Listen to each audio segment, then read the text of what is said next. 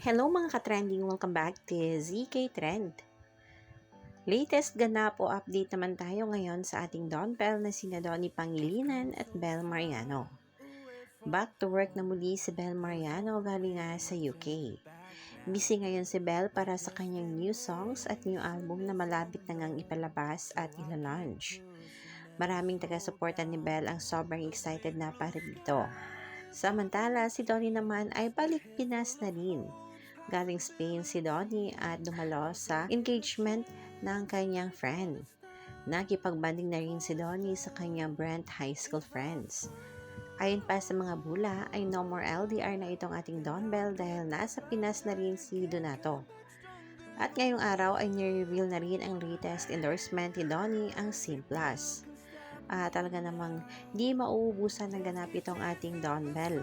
At looking forward na rin ang lahat sa mga projects nga ni na Donnie at Bel. Ang Meet, Greet and Buy ni Bel na ipapalabas na nga ngayong taon. At itong series naman ni Donnie na Roja sa susunod na mga araw ay magsisimula na nga rin ang taping. Kaya naman ay maraming nagabang na para sa mga proyekto ng ating Don Bell, paniguradong 100% ang suporta nga ng mga bula rito.